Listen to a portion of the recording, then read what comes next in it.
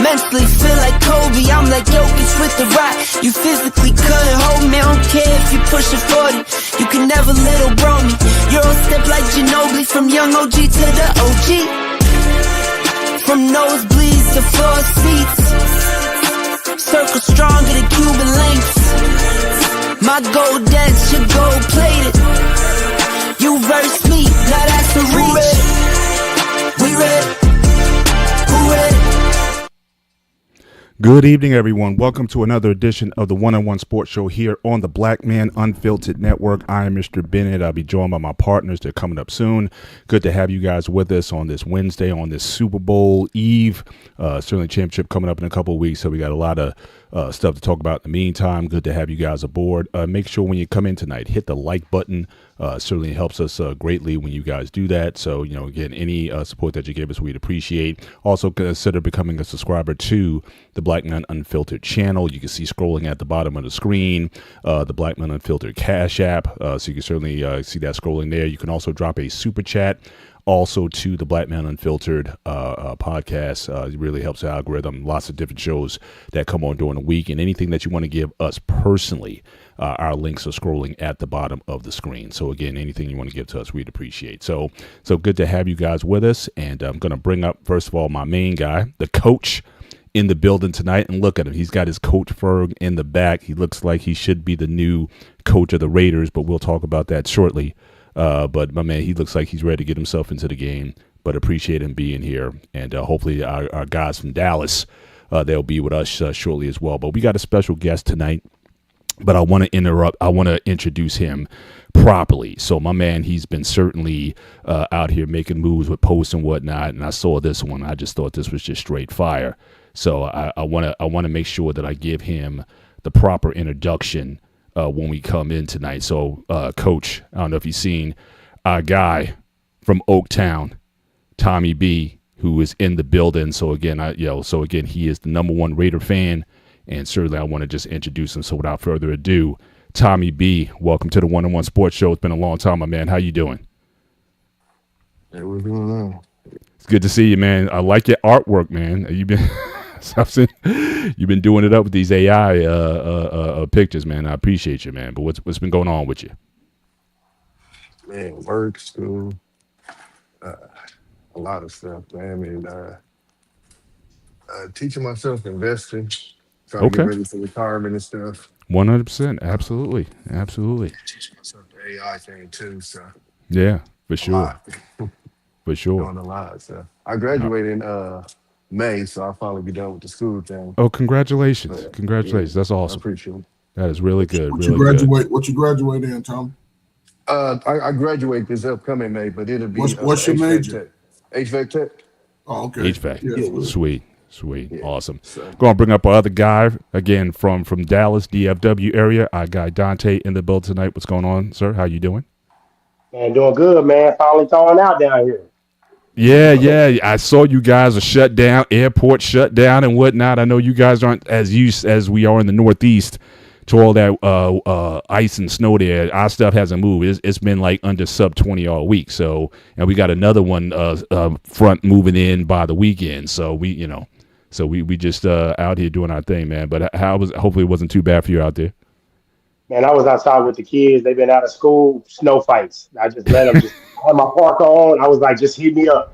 I was like, my mom wasn't going to come outside. I said, nah, we're going to get out of here. That's what's up. We're going to have a little fun. That's it. Straight up. All right. Well, let's get into this show. Again, Tommy B, I want to certainly thank you for being a part of it. I got a segment just for you coming up. Just want to acknowledge the chat. So, again, I got Tom from Cleveland, Black Man Unfiltered Network. Stay consistent and healthy. You do the same thing, my brother.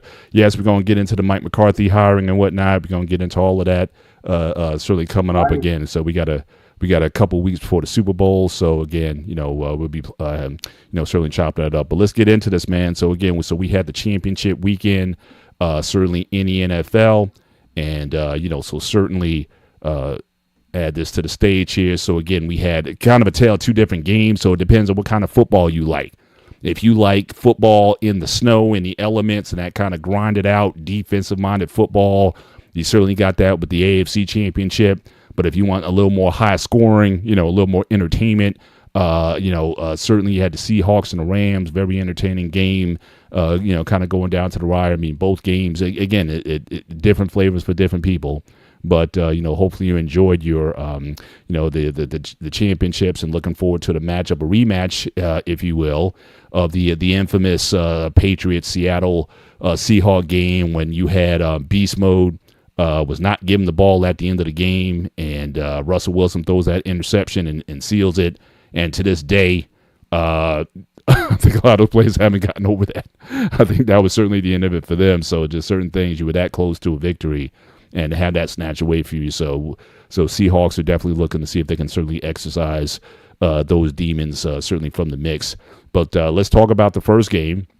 So again, this was like I said, a snow game, 10-7 finish here. And really, to me, where this game kind of came down to was 2 4th-down decisions by Sean Payton. The first one being you're up 7-0. Elements of, it's going to get worse in the game. He decides to go for it instead of kicking a field goal, which was certainly the difference in the game.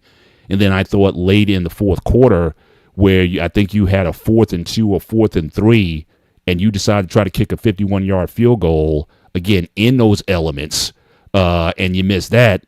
And so, definitely misjudge, I think, both of those. Maybe should have kicked the field goal in the first one and then went forward in the second one if you were going to try to do something. But there was no way I could see that making that kick there. But to me, that's what the game was. It was just a very tough, grimy, defensive-minded game. Both defenses, I thought, represented. But that's kind of how I saw the game. But I'll start with Coach. How did you see this one? What stuck out for you? Certainly in this contest. But I thought it was those two calls was the difference in the game. How y'all doing, man? What's up, Tommy, man? I mean, listen, man, it started before the game. They knew the snow was coming. Denver is a snow city. They knew the snow was coming days in advance. I think they should have practiced in the snow because we saw the results. He did make some messed up decisions because knowing that the snow would be there, you take every point, safety, every point. I don't care if you can get 1 point, you take it because it showed the difference in the game, those 3 points. And the second kicking the field goal, then that was just out of necessity. The long field goal, that was just part of needing points. But you take points early because you got Denver, you got the crowd. You never leave points on the table, especially if you know that it's going to snow or rain. Always take the point. It was a bad coaching decision, so he just had to own that. Gotcha. Tommy, how'd you see the game? I think the snow played more defense than the actual players. It was a shitty game. It was just shitty, and I kind of disagree with you because the beginning of the game was beautiful. There was no snow on the field. There was no snow in sight. I agree with you that they knew it was coming, but the whole first half, it was no snow. And then it was just an avalanche the second half. So, yeah, I think the fumble was a big call. A little controversial. But you definitely, like Coach Ferg said, you take the points. This is exactly why Detroit lost to the Niners that year. Take the points, man. I understand that, people go for more on 4th down these days, but in the playoffs, man, you take the points, period. Gotcha. Dante? You muted, sir. I'm the same way. I'm a person that's big on analytics and big on go for it. But in the regular season, I changed my strategy a little bit because this isn't week 14, week 12, week 3. This is win this game, I go to the Super Bowl. When you get to that stakes, you gotta take the points in certain situations. And it's just like, that cost them. And then the fact that, hey man, the guy started out the game pretty good. And this is like a lot better than I expected. I expected that game to be an ugly blowout. Matter of fact, I planned when I had when they announced school was going to be out on Tuesday. I said, you know what, this is my only window to go to the store when it's safe. I was like, this game ain't nothing. Come back, and I'm like, oh, okay, this we got some action. And Yeah. so it was just like, and then I came and I saw that snow, and I was like, damn. And as soon as I saw the snow getting bad, I was like, they blew their chance. They blew their chance. You got a worse quarterback, bad conditions. Like I want to say it was like third down one time, and the Patriots just ran it. They was like, and of course Romo is he's got progressively worse. But he was like, yeah, they just comfortable with the defense. I was like, yeah, they know they can't stop him. I was like, it's bad when they're like, hey, man, we're just gonna run it here and punt. And it's like they know you're like you cannot move the ball, and that kind of killed the drama, like you said, and especially compared to the second game. It was like, dang, this is they going blow for blow. They going for it. And then this game was just, hey, stuck in the mud. And the Patriots, got to give them their credit. They did win the game, but it's just like they definitely got a big step up in competition, going up for the Super Bowl. For sure, for sure. Welcome, Shawnee, to the show. How you doing, my brother? What's going on? What's going on, fellas? It's all good. You endured the elements? Yeah, I hate when we have these ice snowstorms because it locks us in the house. Yeah. They don't have, they choose not to have the available resources because it was just waste of money if they did. Yeah. So when the roads freeze, we just have to wait it out, and you just stuck in the house, get a cabin fever and everything. That's why I hate it. It's never short. It's always long because it's snow and ice, and I think that stopped on like Sunday or Monday, early Monday morning. Right. But since it stayed freezing, the ice wouldn't go nowhere. Exactly. Same here. Yeah. We just sit here. We got all these ice mountains out here because like all the malls and the parking lots, you got these 20-foot hills of snow and it's not melting because it's been sub 20 all week here. So and we got another front coming in here the weekend too. So you'll be just bracing for it, but it is what it is. But how did you see the game? What did you think were the pivotal moments in the game? You talking about the Denver and Denver and the Patriots. Man, I know because I wasn't here last week, and I know y'all talked about it. But every time, for the most part, man, I'm watching that game. I'm like, damn, man, this should have been the Texans. I can't hear you. I can imagine how the Texans would have did against that Broncos offense, especially on their backup quarterback. But I would say they didn't handle business. The quarterback really didn't handle his business, so they sitting at home watching the game with me. But as far as that game, that game was just. I know. Let me see. I know the weather is football, but that it was like once the second half, because it was like any type of scoring either team had was the first half. Once that second half came, man, dude, I think the Broncos scored a field goal because they was able to get it inside the 30 or inside the 20, but it ended up being like a 24, 25-yard field goal attempt. Because anything longer than that wind was just catching it. Everybody's stuff was just blowing left and right. Then it was making it hard for the quarterbacks to see. It just really scoring was gone. And Denver had their ops, but then all of a sudden, Stidham, he had some interceptions, and he started looking like the backup quarterback per se, right. but a backup quarterback who hasn't played in 2 years. So he started looking like that. That first possession, he looked great. Came out the gate swinging, hit that long pass, and they ended up scoring a touchdown. But New England was able to answer, and then once that second half go, it was just like, and whoever won the first half really won that game. I know I think it was tied up because New England was able to take the 10-7 lead in that with that field goal, and Denver had their chance. But it was a good game, and like I say, I understand weather is football, so you can't do nothing about that. That's what football thrives in. But when it's like a do-or-die game and it's just that impactful, you be like, I wish it would have been, because it was almost like that in the Texans-Patriots game because the balls were so slick. But the offense was still able to do something. This time, it was just like, they couldn't really do anything. So, but Other than that, it was a good game. Definitely Broncos had a hit because they missing their starting quarterback. Drake made some plays, but barely survived by his chin to win that game. So, it's gonna be an interesting Super Bowl because I was picking the Rams and they had their shot, but they couldn't convert when they brought the thing in the end zone. So, I think it's gonna be a good one between the Pats and the Seahawks, but I don't know yet. I gotta still think about it before I make my decision who's gonna be. I got you. Yeah, I might want to hold off on picks until maybe next week's show because again, that 2 week lull there, a lot of things can happen between now and the game. So we'll hold off on picks until next week, and we'll put that in. But what's also interesting about these two games, you had the two sort of veteran coaches, the guys who kind of on their second stints in the NFL in the AFC, but you got these younger coaches, the McVays and the I forget the name of the Seattle coach, but again, the younger guys on that side. But it's just, and certainly that's going to, factor into another segment of the show a little bit later on. It's like, do you go with the young mind coach or do you go with the seasoned veteran?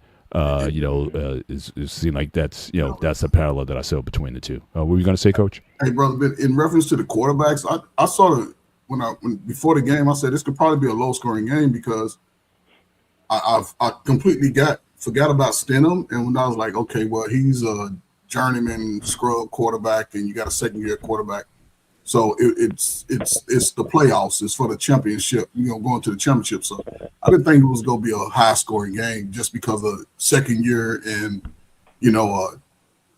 he's lucky to be the starter over, So yeah, I was surprised that Denver didn't show up in that weather though. That's my biggest thing. Mm-hmm. Gotcha. Let's move on to the next game. Certainly, again, in my view, certainly a lot more entertaining. So, again, certainly the Seattle, actually back-to-back wins because they beat him in that thrilling game towards the end of the season that went into overtime to beat the Rams. And then here they come up again and, certainly hold on to win. I thought they got out early and they never kind of gave it up. But shout out to their QB. As you see on the right side, traded by the Jets, let him walk by the Panthers, back up the 49ers, Vikings. Again, he win 14 games with the Vikings, winds up with Seattle, and now he's in the Super Bowl. So shout out to Sam Darnold. That's quite a story, and certainly if he caps it off with a Super Bowl win, that's going to be certainly Tommy, I know you're ready, but you want to go first on this one? What were your thoughts on the game? Just to kind of show some of the stats. I mean, they went, certainly, toe to toe here. Stafford, I thought, had a great game, but Sam Darnold was right there, and almost identical stats. Certainly for the game, so he won it. I mean, I got to give him a lot of credit, and certainly this kind of story. I'm just waiting for his book deal to come out. That's all. But Tommy, your thoughts on the game and on, I guess, this revival of Sam Darnold. Do you think he's legit, or you think he's game manager? What's your thoughts on his performance? Shit, I don't even think it matters. I mean, he there, but this year between him and Fernando Mendoza, man, that's two great movies. But, yeah, he's definitely on an FU tour right now. Yeah, Like for real. I mean, because he played his ass off, man. Like who's that? Number 27, bro. I'm talking about I damn near would have cut him right there. Oh yeah, 2 week. Yeah, man. That was like if they would have lost that game, man. Oh my gosh, His offer bailed him out. Yeah, I mean, just no excuse for it, none. But it was a hell of a game. well, no, it was worse. I mean, it was a double. First of all, the taunting they gave them, it was fourth down, so he gave him, and then he got beat on the next play and he got smoked for the touchdown. It was smart because they knew he was in his emotions still. Exactly, yeah. So. And then he's fighting with his teammates on the back. I would have snatched him up too. Listen, can somebody please explain to me what the fuck his argument was? I would love to know what your retort was when you literally like. I would have loved that being like a fly on the wall for that conversation. I think why are you even talking? I think when I was trying to read his lips, he was trying to say something like "my bad" or whatnot. Yeah, that's But all he I could think say. yeah, but his teammates, they didn't want to hear that. They was like, "Man, come on, man, you gotta, man, forget that, man. You gotta get your mind in this game because you costing us." But that's when I was trying to read his lips because when he had that interaction, his teammate didn't want. He was just pissed off at him. So he was trying to look like he was trying to apologize, but they did not want to hear it. They was like, "Man, you better get right." Yeah. And who I think I was watching. I forget whose show I was watching, but like the ref gave him some leash. It ain't even like they just threw it right away. Yeah. Like it was like he just wouldn't stop. Mm-hmm. What the fuck is wrong with you? Yeah. I think he was Right. already paid to blow the game.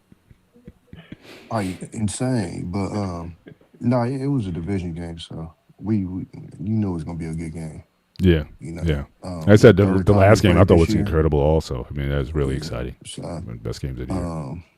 yeah, no, it was a hell of a game. It was entertaining from beginning to end. Yeah. I mean, literally to the last play. You Yeah. know, it was, and then we didn't even talk about Cooper Cup. Cooper Cup got his revenge. Yeah. You know, because they let him go. That's right. So a lot of storylines. Even with we didn't even talk about the Patriots quarterback. Drake May. May Yeah. was literally in Santa Clara 10 years ago at the game, at the Super Bowl. Wow. And 10 years later, he's playing there at the Super Bowl. Like you can't make this stuff up, man. Sports is insane. Yeah. So it's gonna be. I think it's gonna be a hell of a Super Bowl. I think that was a hell of a game. By the way, I will be working the Super Bowl. I don't know if I'm being signed yet, but I'll be working it. I've been working it right now as they've been setting up. As far as like the parking lots and stuff like that, doing security. So I might be inside of there. I'm trying to get inside there for sure. But yeah, I'll be working it. That is awesome. That is awesome. Yeah, if you can take a little snap. Oh, you already know. Hey, you already know. Let us know, man.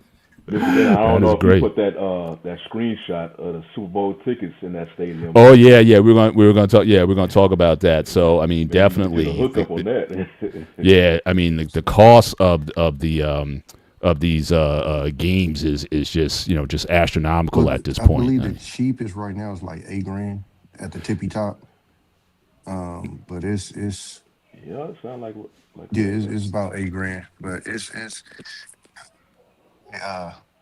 had the fortunate thing to be at their stadium and pray that they didn't make it to that game. And look at God, they didn't. They did. I think it's gonna be a hell of a game, man. It's gonna be entertaining, and like I said, man, that game right there was a good game. Coach Ferg, the reason why the offense couldn't move, and I'm just kind of going back to that last game, they couldn't see, like they literally couldn't see. Yeah. Like the announcers didn't even know what yard line the ball was on. Yeah, it was almost like, what was that? The fog bowl back in '85 or something like that or whatever. Like they literally couldn't see. So So the other team again, they play football in this type of weather since the beginning, right? It's funny how the team was still able to maintain their success even in that weather at being a visiting team. So again, Denver, to me, it's always snowing in Denver. You go outside and practice in the snow, so we can get used to that. And because New England practices in the snow, they play in the snow. Yeah. So but the better team won. Simple. Yeah, but like I said, it was a lot more competitive than I thought it was going to be. I was like Don. I didn't think you can go out and I come back and the game is tied up or whatever. Well, so that's what kind of got. It's one thing with the snow. Then you also had the wind where they literally couldn't throw the ball. Yeah, like literally physical. Like it's so I get what you're saying, but even back in the day, because I know y'all like that. Like back in the day was the greatest time ever. But back in the day, if there was any conditions, it would have been the same shitty ass game. Like there is nobody that's prepared for that type of weather. So do you equate a good football game by the score, like 42-44 or something like that? No, I determine a good football game is the elements that determine the game. Neither side could move the ball in the second half at all. Neither side. Neither That's side. part of it. Yeah. No, That's what I was I talking. understand that it's part of it, but literally Because you when can run the ball too. they could, neither side could. Is what I'm like. It's not like one side found a way to do it and the other side didn't. They literally won by quarterback runs. That was it. If you Which is took those why quarterback I runs thought they should away, have went on there was no offense. fourth and 3 instead of kicking that field goal. It's 4th and 3. Oh, look You're at kind of this. desperate. You can't do anything else. Do a quarterback option and try to run for it. But like I said, any passes, I didn't think that was going to be effective, and definitely not a 50-yard field goal in that situation. So to me, it was a no-brainer. But he put it up there. But I don't see what you were looking to gain from that. So again, too aggressive early on, and then not aggressive in the second half when the elements were against you. Keep it on the ground, and you had some successful quarterback scrambles with Stidham, and you didn't go back to it. So that's again, I would have kept it there. Well, But I think with that game, everything either team couldn't pass, so it was a one-dimensional game. right, Both you had good defense, and both defense played a run very well. Mhm. So you take away the offense. I mean, you take away the passing game, and then you put two good run defenses. Patriots, their defense got better as the season went. right. And, so they just stopping the run. At times, it took a big play here and there. So Right. But I'm saying, but the only effective plays in the second half were those QB scrambles. Or play action, and then you just run for it or what have you. I'm saying, take your shot with that versus a 50-yard field goal. That's my only thing with that. I thought that was you kind of knew where that was going. It would have been a prayer if it would have went through. But in any event, but your thoughts on the Shawnee, you said, I'll continue with you here. Mm-hmm. Thoughts on, again, Sam Darnold and the Seahawks and just that game. If you want to talk about Tariq Woolen's idiotic play, whatever. What was your biggest takeaway from the game? Oh, and I got to talk for you and Dante. This guy in Jigma is almost like unstoppable. I mean, anything that went his way, he caught it. It didn't matter. It kept going back to him. And he's getting the ball, but it's like you can't do anything about it. So, I mean, this is one of the best players coming out of Texas. He's certainly said is one of the best players ever to come out of there. And he's making the case that he's clearly the best wide receiver in the league. So your thoughts on him as well? Because I just thought he was just ridiculous what he was doing out there. Yeah, like I mentioned, he was doing that. YouTube, and he was doing that up here in DFW. So he was definitely a prodigy receiver here. He did his thing at Ohio State, and now that he has a quarterback, because he was always talented, but he really burst on the scene this year. And because he has a QB, Geno Smith was using for a little bit. That's when Geno was able to get his deal, but then he kind of tapered down a little bit. But now Sam Darnold came in. But Sam Darnold. The thing about it, he's the only quarterback from the 2018 class to make the Super Bowl so far, and he came from that Josh Allen, Lamar Jackson. Who's that third one? Lamar, Josh Allen. Baker Mayfield. And he's the first one. He's the number 3 overall pick, so he was right after Mayfield. Cause remember, Mayfield was number 1. Mm-hmm. And he's looking like the number 3 overall pick. And like I say, it's with Darnold, many times, man, because if you're a high pick, obviously you go to a bad team. And right now, I think we were talking about this a couple of weeks ago, man. It's like the Jets. They a cesspool right now. They don't know what they're doing.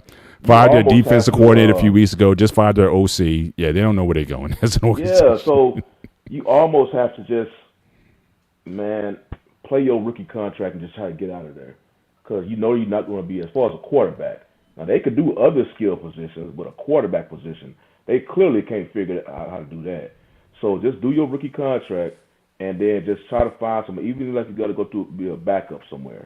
Because then be a backup on a stable franchise so you can see how it is. Okay, this is how I'm going to be a professional quarterback. Mm-hmm. So you remember with Darnold, Panthers, yeah, because the Panthers were not that much better at that time than the Jets at that time. Because you remember, what's his name? That owner was firing everybody all the time. Mm-hmm. So it was just unstable. They couldn't get a stable group of coaches in there.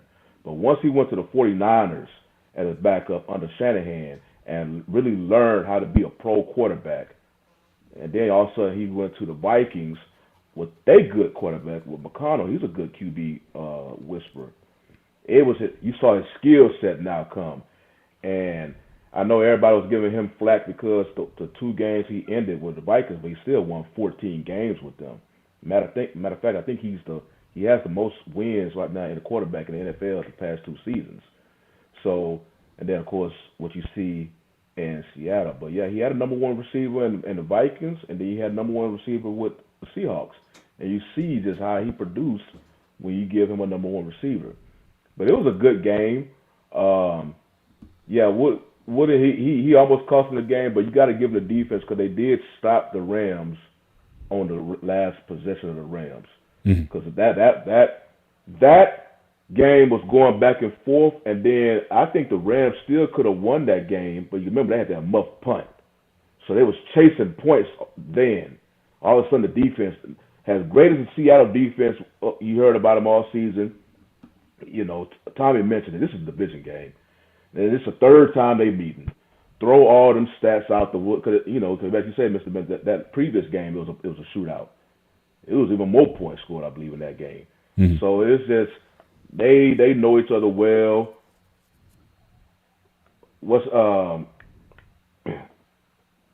Stafford, he was looking like an MVP quarterback. And he played a terrific game. That's one of those games you could say it's not on Stafford. You know what I mean? He put it up too. That defense. I mean, you look at the offense. They gave y'all the points. Can y'all stop them? And like you said, they couldn't stop JSN. They said, can y'all stop that dude? And then it looked like once they tried to chase around Smith and Jigma, Kenneth Walker was making his way. So they really lit.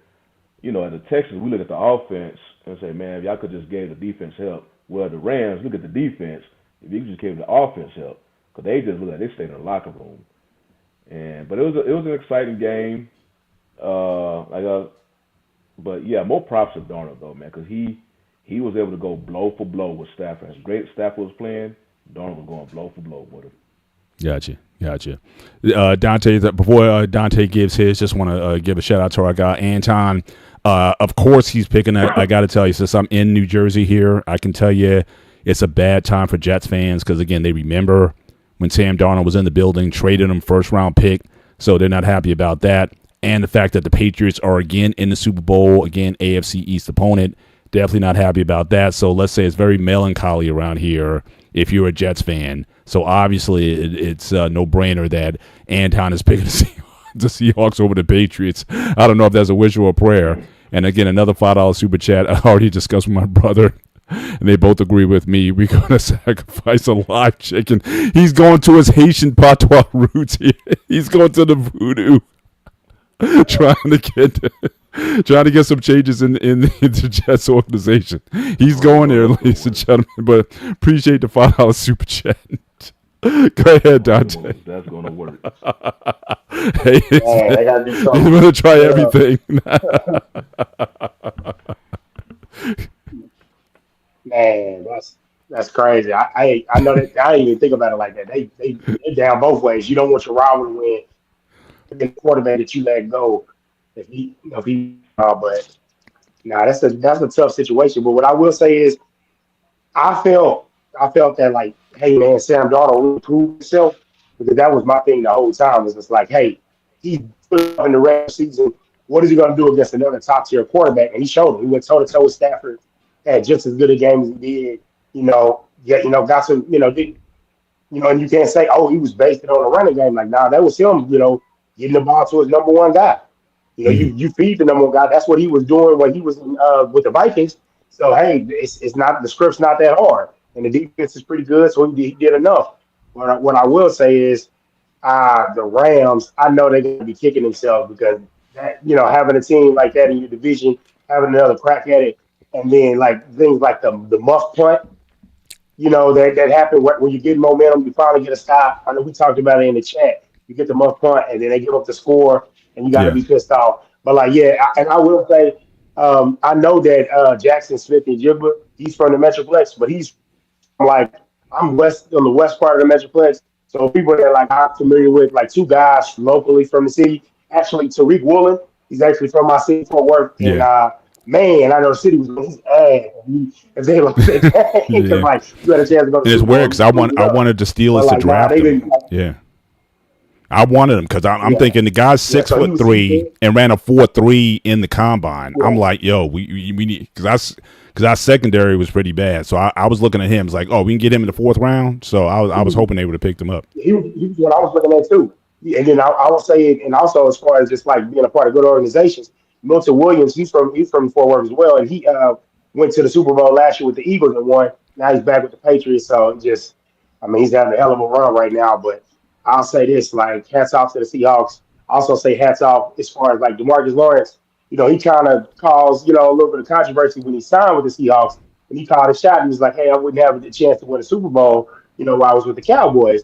And everybody was looking at us like, I don't know, man. It's like you're in a tough division. I'm not sure if you're gonna, you gonna be fighting for a playoff spot. So, he saw it, he called a shot, progressed, went on to the Super Bowl, and Jackson Smith and Jimbo. Well, the only thing I will say as far as how good he is, I would say we've seen, even though we've seen this is the first down year we've seen from Justin Jefferson, he's getting talked about in that class, but I need to see it a little bit more because we've seen Jamar Chase and Jefferson consistently do it from day one. And Yeah. I'd say so, but he right now, especially with getting rid of Metcalf, he's the main guy, and I can't really think of anybody as his two. So he gets a lot of volume, but he produces on that volume at a high level, at an elite Yeah. level. So I got to give his hats off, respect to him Yeah. for It's like that. they But can't cover him. also I as mean, that well, game, they couldn't cover him. it's a bunch of DFW guys in this Super Bowl, like Christian Gonzalez. I didn't even realize he was from there because Metro is so big. Like he's from like a school far out. But shout out to all the guys from Texas. Showing Texas high school football doing this thing. I'm always rep the state, no matter what. So I'm glad they making it. But man, that was so much. That was so much better game than the first one. Yeah. Yeah, Lee, like damn, like that. Like I appreciate them, like because it's always said that and championship Sunday is better than the Super Bowl at times because it's the competitive that miss to get Yeah. there. I mean, Yep. a few more All right, breaks and Dante. the Dante, Rams got a chance to you're win it. breaking up a little bit. Yeah, I'm saying you said that last point. You were breaking up a little bit. Oh, I said that basically with a few breaks, the Rams could have won that game, and I love it when the game is that Yeah. close, Yeah. especially going and vying for the Super Bowl. So. Yeah, but I thought the Rams really, since that Seattle game, I thought they were kind of struggling really for the rest of the season. They were the number one seed. They lost it with the loss to Seattle. Then they lost to Atlanta, which wasn't really going anywhere. They gave up a lot of points there. They should have lost to the Bears. They had to, if Williams throws that INT in overtime and whatnot, they were moving for a game-winning field goal. So they should have. So again, it seemed like they were there's just something off on the defensive side, giving up way too many points, and I just thought that there's just something wrong with the formula. I thought, certainly quarterback played well, but I think just otherwise, I think there were just too many gaps, especially on the defensive side of the ball, and I don't think they ever got that corrected. And again, just the dominoes just weren't with him this year. But shout out to our guy Trey in the building tonight. So he's always picking his winner, Patriots 17-14 in overtime. Lombardi's first without TB12. All right. So again, we'll certainly be sure to bring that up. We got 2 weeks to talk about this. So let us know if your pick changes. Certainly as situation changes down the line. But just want to move on to the coaching carousel. Certainly in the NFL. So as it stands at this time, share my screen again. Okay, I get it. That's great. What's that? I said we ain't get to comment on the Seahawks and the game. Oh, you didn't go yet? No, My but bad. we have to. Not bad. No, go ahead. Go ahead. You got the floor. My bad. I mean, I'm sorry, bro. I did it to my Gen Xer too, so I'm and my bald brother too. So I just feel so I feel bad. these little crybaby Cowboys fans be crying and when their team ain't in. I get it, man. Listen, we give it to the South Dallas boys. Okay, I know but it's clear to me, and I know y'all won't agree. It goes to show that Sam Darnold is clearly the MVP of the NFL the last 2 years because one. He was struggling his first few years, may even not have been in the league. Go to a team he's not familiar with, win 14 games. Okay, they wasn't expected to win those games anyway. Go to another team the next year and clearly goes to the Super Bowl. That's an MVP to me. Now, of course, Sam Darnold, they got the numbers, but a quarterback, y'all never seen it, that can do that in recent modern times of all of our lives, that's an MVP to me. But again, his play is showed. It seemed like he played as one of his best games in the championship. I think we're going to see another story like at Indiana on the NFL level. So I think it's going to be a blowout. And barring injury, I think Seattle going to blow them out. Wow. 25 points a month. 20. I'll give it 20. All right, now, Coach, you say this is forever, so we're gonna play this clip back. It. I think Seattle going to win. Chest, right? Seattle going to win. And barring injury, though, because right now they got the best overall team, and they have a veteran quarterback that has something. He has a chip on his back, and a second-year quarterback in May. The advantage they have is they have an experienced coach. So it's going to be an interesting game, but I think Seattle blows them out. I got you. Well, like I said, next week, again, I want to give everybody just a chance to kind of marinate on their picks, Coach. So, again, if you're going to stay with the same, we'll talk about it next Wednesday. We'll put our final predictions in certainly for the game, and, we'll chop it up then. But let's move on with more of the NFL, the coaching carousel that is current in the NFL at this point. So, again, these are the jobs as of now. These are the jobs that have been filled. So, again, the Browns just got Todd Monken. Obviously, Steelers, we'll talk about them with Mike McCarthy and whatnot. So the two open jobs at this point is obviously the Cardinals and the Raiders. But I think probably the biggest hire certainly out of this is, and I wanted to certainly with the two Dallas guys here. So Mike McCarthy, the new coach of the Pittsburgh Steelers. So, again, for the last 56 years, they've had three coaches, and they go to a hometown guy, heard his press conference. It's a very kind of, emotional return to Pittsburgh, born and raised there, grew up there. And, so, again, they're sort of cashing on his ability to develop quarterbacks, from what I understand. They did have a phone interview with the Rams OC, the defensive coordinator, and also the OC over there, Shieldhouse. And apparently they didn't do that well in the interview. They wanted a veteran there, and also there's still the lure of Aaron Rodgers being out, because what they're saying is this quarterback class coming out in 26 is not very good. So they're not going to get someone there. They're talking about maybe Malik Willis, getting him from Green Bay or whatnot. But basically the idea is develop the young guy in Will Howard and see if you get another year with Aaron Rodgers. They have a pretty strong relationship. So, again, they're kind of cashing in on the current at this point. But I just want to kind of get your thoughts on the hire of Mike McCarthy. Starting certainly, obviously, you guys in Dallas had several seasons with him. He had three straight 12-4 seasons. Didn't deliver in the playoffs, kind of similar to Mike Tomlin. But your thoughts on the hire of McCarthy to the Steelers? I start with Shawnee and I just work it up. Well, the Steelers, they biggest, I guess, hole was just the quarterback position all these years, especially during this drought of postseason success. And McCarthy does a pretty good job of coaching quarterbacks. I know, I guess because basically once you go to the Cowboys, it looks like people just forget everything you did and that you just tainted for the rest of your NFL career. But when his 5 years, when he was there from 2020 to 24, 2020 that was his first season, but that was COVID, so he couldn't. His hands was tied for a lot of the time, so he couldn't really do his thing like in training camp and all that because COVID happened right there during that off season. Then the 3 years when they won 12 games, I think the Cowboys offense was ranked top 10. I think they was ranked number 11 one time, and I think they was ranked in the top 5. He, as far as quarterback play, Dak was having good seasons then. They just didn't have a run game because, of course, the front office didn't want to give him a running back during a couple of those seasons. They was getting real cheap. So, as far as quarterback development and improvement, I think you will see that now. I see this, this graphic. They still trying to get Rodgers. Rodgers is Rodgers, but Rodgers they got history with each other. McCarthy he don't mind reopening that door, but Rodgers is he got his mind of his own, so that remains to be seen.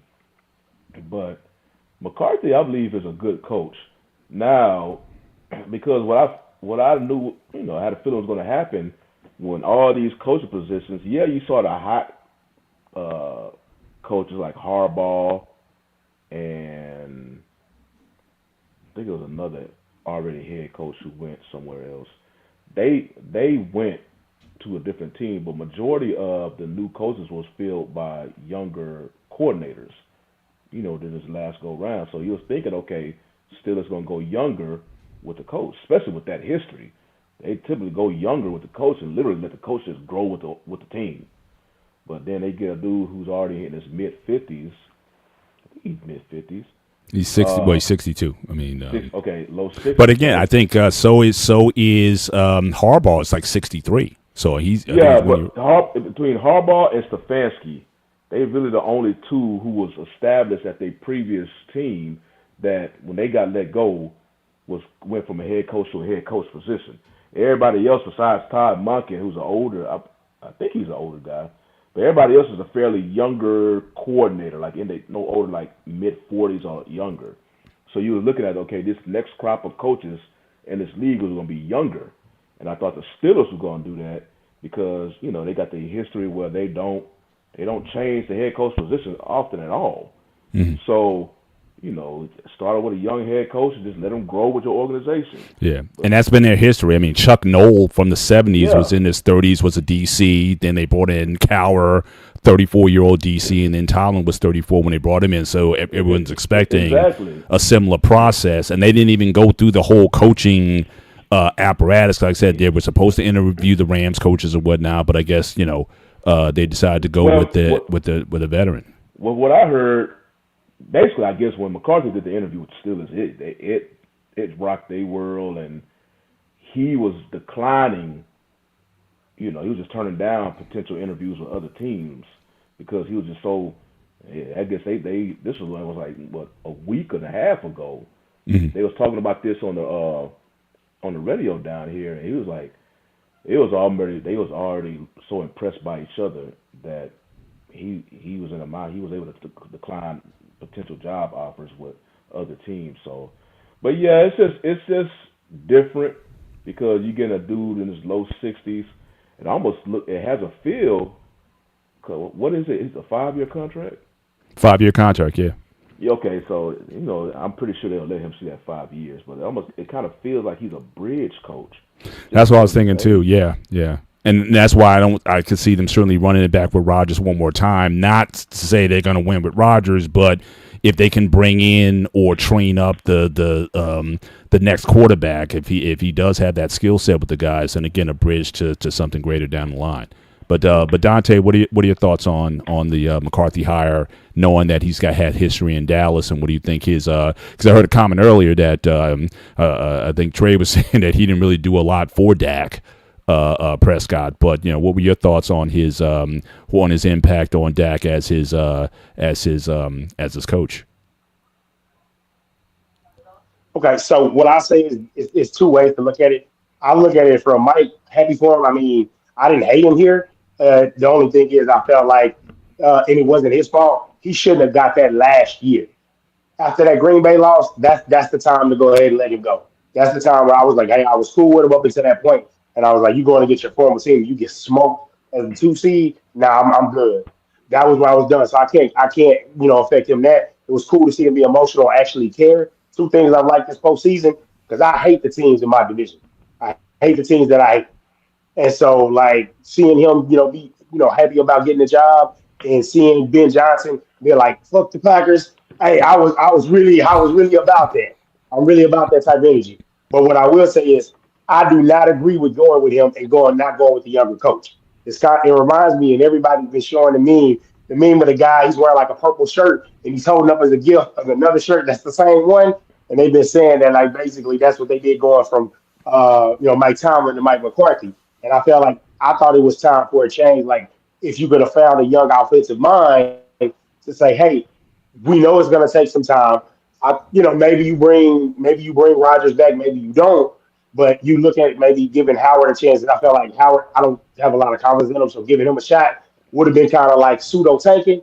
But go and get your quarterback next year, build everything that you need, get your cap in order to make moves. It was what I would have saw. But the Steelers, being the long history, they don't want to have a losing season. They don't want to step back that far, especially if you Yeah, look the at it. owner said as much. Dumpster fire down the He's street in not Cleveland. tanking. Yeah. Yeah, it's a dumpster fire in Cleveland. The Bengals, will they be healthy? And then you have a good record against the Ravens. So it's like, why not go for it? It's just that you got to have success in the playoffs, and in the playoffs, Mike McCarthy doesn't leave the line desired. So it's like, but say the same thing about Tomlin. But with the coaches that were left, you see, also was the thing is the teams to me they get the best chances at the coaches are the ones that on Black Monday they let that coach go. That Monday Tuesday, if you're letting your coach go, the word is out. You do your interviews and then you go. They did it after Tomlin steps down after the playoff loss, so you're a little bit behind. Still not an excuse to me to not thoroughly go through the process. And a franchise like the Steelers and what they're thinking. I just think they need a quarterback ASAP because you don't want that old guy to show up and he just show up washed.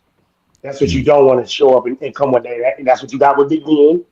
And it was just like, oh, it's bad. And so they got to figure that part out. But overall, I mean, he'll do all right. Gotcha. Want to acknowledge Anton again with the $5 super chat. All the Steel Nation is rooting for the Seahawks to protect their legacy from the evil empire, the Foxborough Patriots. Yes, no number 7 for the Patriots. I agree with that. Coach, I'll let you go next. Your thoughts on the McCarthy hiring and what kind of success you think he can do there? It was a bad hire. Can y'all hear me? You're kind of low, very low. Oh, okay. Let me see. Is Oh, that that's better? Yes, sir. Yeah, I think it was a bad hire. I mean, with McCarthy and the defensive players they got and Aaron Rodgers, man, they'll probably be the oldest team in the league, man. I would think, they have a. I don't know. I just don't think it's going to be a good fit with an old Aaron Rodgers because they're going to need a quarterback. I don't know if they'll draft one. The defense is a little older. You got 2 other star defensive players probably been, they're some of the oldest on the team. Yeah, Cam Hayward, T.J. Watt. Yeah, they're definitely best. T.J. Watt, he's getting injury prone. So I don't know, man. It's going to be an interesting year for Pittsburgh. I can see trying to get a veteran coach. He was with Dallas, had a lot of winning seasons. So we'll see, man. It's just an old team. Dak now we're young. But, yeah, I don't know. It ain't going to be no. They probably go 8 and 9 or something. They ain't going. So scrap it, start all over. Gotcha. Tommy, your thoughts on the hire, and then we'll get into certainly your Raiders and where they're going with theirs. Any comments on the McCarthy hiring? Another retread. Yep. Going into the next subject, I'm just glad we not going for the retread. We need some new blood, man. They just keep recycling the exact same coaches. Get some new blood around here. Yeah. And everyone's going to look at Sean Payton. He was a couple plays from making it to the Super Bowl. And then even even the New England coach, he's a retread also, but he's a little bit younger. So I guess they'll give him a break there. But I guess people saw that. And then you figure you still got the guy in KC. I don't know how old he is, but it's like he's in his 60s as well. So I don't know if they're necessarily looking to usher a lot of these guys out the door, especially if they've had Super Bowl success, Super Bowl wins. I guess people still find that as being valuable. But certainly I want to move on to your Raiders. So I know that, like I said, obviously, they are still one of the 2 teams left, them and the Cardinals, still looking for their head coach. I wanted Tommy to be part of this conversation. Also, the Raiders also have the number 1 draft pick coming up. So, again, lots of moving parts here, certainly with the Raiders. So I'm just wanting to kind of get some insight from him, what he's been hearing. In terms of who has the inside track, if you will, if that's been determined yet, who would you like to be as the Raiders head coach? And then again, with the prospect, and everyone's assuming that Mendoza is going to be your pick. I sent you a question in the chat. It's like, would you would you trade your number 1 pick to the Ravens for Lamar Jackson? and you were like, heck no. So, so if you want to talk about that one also, I didn't think it was a bad idea, but you can give your 2 cents on that. Maybe he does need another environment. Maybe Baltimore wasn't it for him, and but you can talk about that one as well. So, Jen, if you just want to give again the state of the Raiders, and kind of from what I'm seeing here, I kind of found this. These are some of the leading candidates, certainly for the Raiders job at this point. But again, you're closer to the ground, and like I said, certainly you guys got the number one pick coming up. So again, it's expected that Mendoza is going to go number one to the Raiders, and then someone put this mock draft together. We don't have to go detail into those, but you have the floor. Talk about the state of the Raiders, and where would you like to see this organization go? So the floor is yours. The big rumor was Davis Webb, which is Denver's quarterback coach and I think passing game coordinator. Another name was Joe Brady, which I believe was the Bills offensive coordinator. And then of course Kubiak. Um, I honestly don't know, to be honest with you. Shit, I'm not Mm, gonna sit here and act like I'm some expert or some shit. I would like some new blood because again, I'm just sick of these retreads. Um, so and then the way that the league is going, it seems that you get these little offensive geniuses, and they're able to turn these around. You get the McVay, you get Shanahan and stuff like that, and they're able to flip it. Um, we got a lot of money. Um, I'm not 100% sold on the Mendoza situation. mm, Dope story, uh, dope kid. Um, I'm just not all the way sold on him, especially for all the things that we need. I don't think we have things in place to bring a player like him in, because he's not a generational talent that I think can overcome the stuff that we're missing on our team. mm, So we could trade back and get some picks to get some more quality players. mm, I'd be interested in seeing if they can or would do that. The reason why I said Lamar is you don't trade a number one pick for an older quarterback. And not saying Lamar's old, but he that's kind of a sick idea.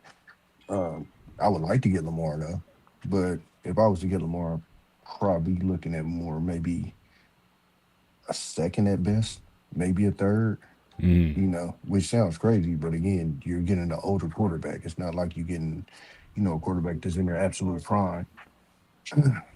And so I don't know. I think it's gonna be interesting just because they have the money, um, but they're gonna have to start making quality moves. We got a couple of pieces with Genty, with Bowers, even Deontay Thornton, who a lot of people don't even know about out of Tennessee. He's 6'5", ran a 4.3, and we didn't really get to see much out of him.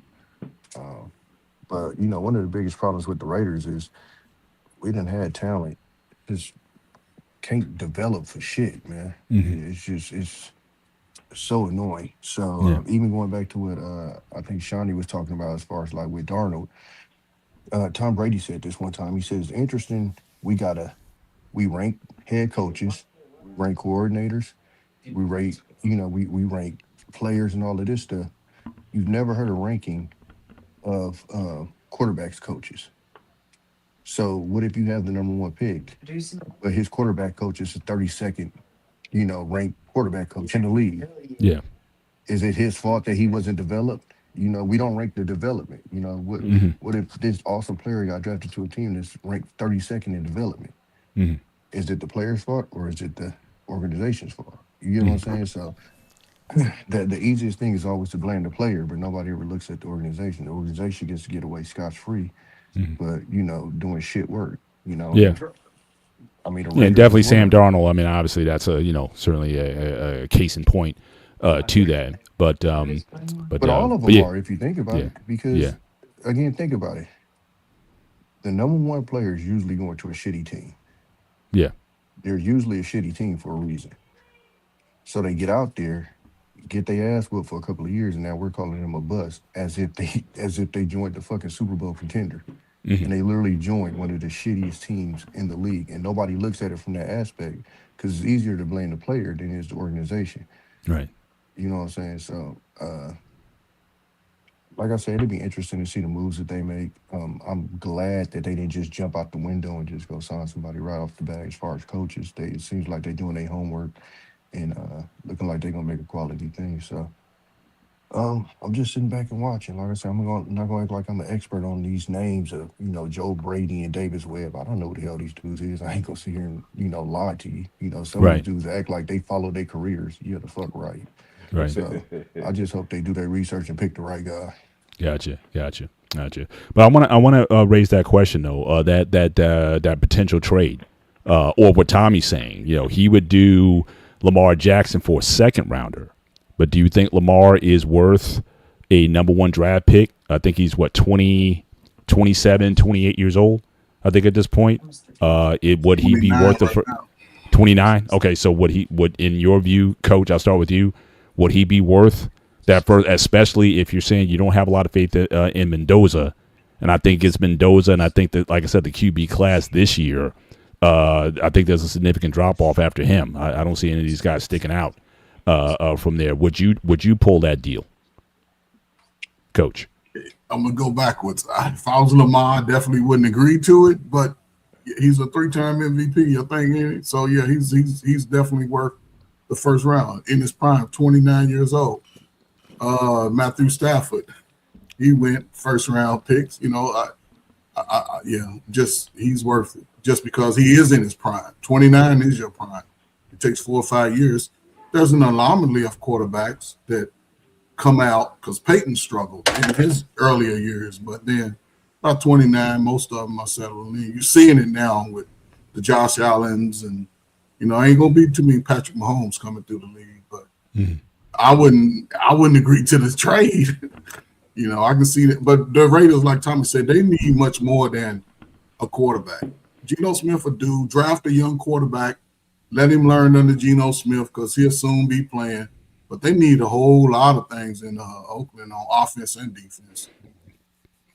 All right. And Tommy, can you just clear up for me, how Tom Brady, what is his role with the Raiders? He's not the GM, right? Or president of football ops or whatever. So what is his role there, and can he make an impact there in your view? Is he just window dressing? He's 5% owner, but John Spytek is the GM, but he has a voice that counts, essentially. He's definitely in on the decisions and stuff. But I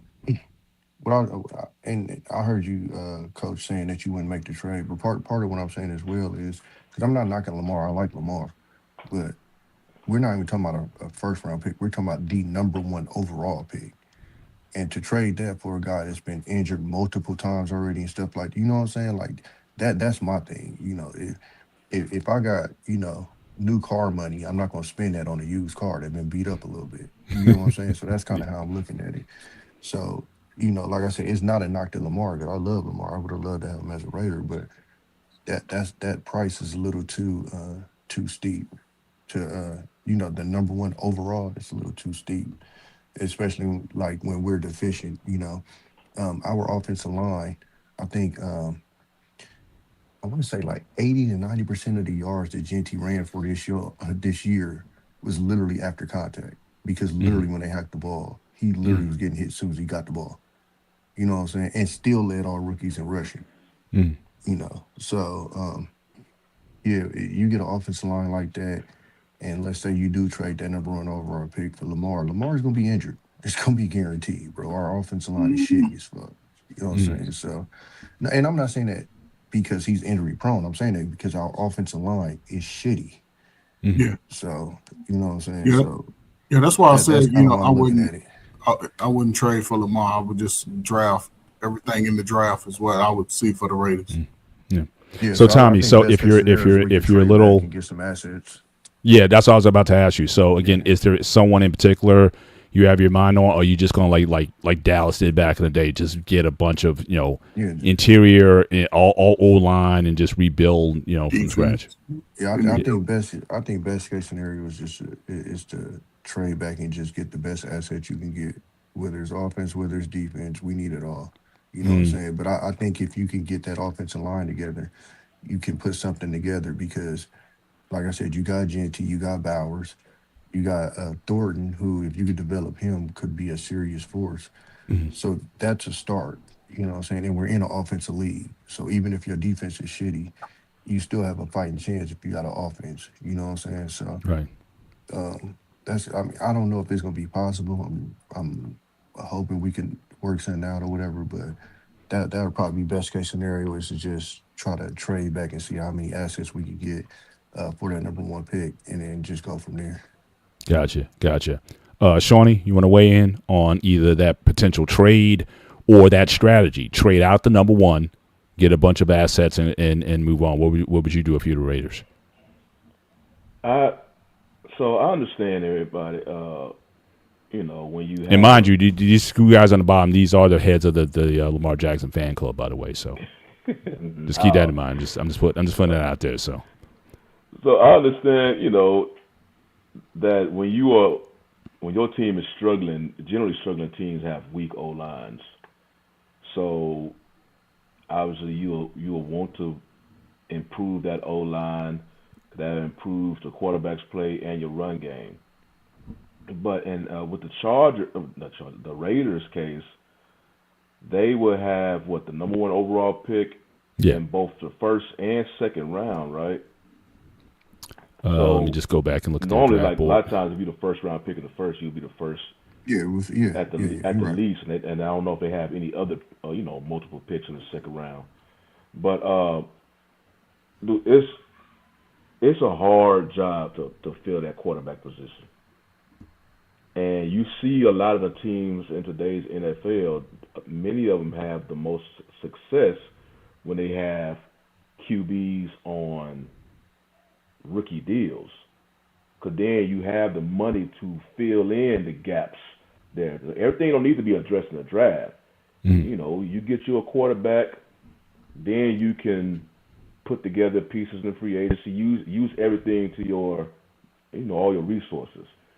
Because Mendoza is the current Heisman Trophy winner, and he had a damn good season in his college football. Finished it off with a championship. And you saw some good things about Mendoza. He's accurate. He's a gamer. When the game is tight, he will do what he can, literally put his body on the line to get his team to win. So those are some of the traits that you want from your potential franchise quarterback. Everybody always mentions some of these QBs, in the college, like who may come out when Archie is going to come out, and the other QBs. But it's not guaranteed you're going to have the number one overall pick next season. You have it right now. So go ahead and use that pick to pick up your franchise quarterback. Me as a Texans fan, I remember it can turn against you because when the Texans, but there was an expansion team that happened when they picked David Carr. Everybody basically on that team was just dudes from the scrap, So they had a bad offensive line, had a bad everything, and David Carr at that time set the sack season, the sack record in the season. But you just can't pass up a potential franchise. I know it's still a project, but if he's a quarterback, get him on a rookie deal, and then start addressing your other positions. You can address potentially offensive line and free agency. Then next year, step up your draft. You want to lock down that QB position when you can. If you bypass that, you see that what happened to some other teams. They may bypass that QB position and want to focus on, other positions and think they'll be able to build up. Okay, now we're ready for a franchise quarterback. Next thing you know, your pickings won't be. It may not be as high. You're doing a hell of a gamble with that. Right now, Mendoza is probably as high as a prospect you can really be. I mean, there's elite prospects like Trevor Lawrence when he came out of college, and Peyton Manning because they had so much eyeballs on them, so they had a lot of fanfare when they came out. And Mendoza, he just looked like a good college quarterback. and a Heisman Trophy who took his team, an improbable team, to an undefeated title season. So I think the Raiders should get their quarterback, lock that down first. That's the hardest position in professional sports. Get that, then take care of other positions. And his first season's gonna be bad. It's gonna be bad. That's what happens when you go, number one overall pick. You're gonna go to a bad team, but you want to at least get that position you hope to be locked down, so you can address other needs. He already has some skill player positions. Tommy mentioned Bowers and Genty. May finish it off with another receiver, but just lock that quarterback position down first before you start doing. Because I've seen teams doing it the other way, where you try to build up other positions and then thinking they can. Okay, now we can go get a quarterback, and a lot of times they be sitting there waiting long and end up getting a journeyman for their quarterback. Mm. So Yeah. I say go ahead. So Tommy, who's your left tackle with the Raiders? They look. Is that like a main priority, or they got a decent guy there? Name is passing me right now. Mm. But no. But is he good, or are they looking to build at the whole? Because usually that's what you go after first, right? Your left tackle is like your number one, and then your center and things of that nature. So what's the biggest need on that line, you think? I won't lie to you. I think they try to. Well, so part of it is I don't know if it was because Pete Carroll's son was coaching, because like that was another annoying part. He was fucking firing everybody else and wouldn't fire his fucking son. And we literally had the worst fucking offensive line damn near in history. Like it was pathetic. It's like literally pathetic to watch. So Colton Miller. So yeah, he ain't going nowhere. Gotcha. Yeah.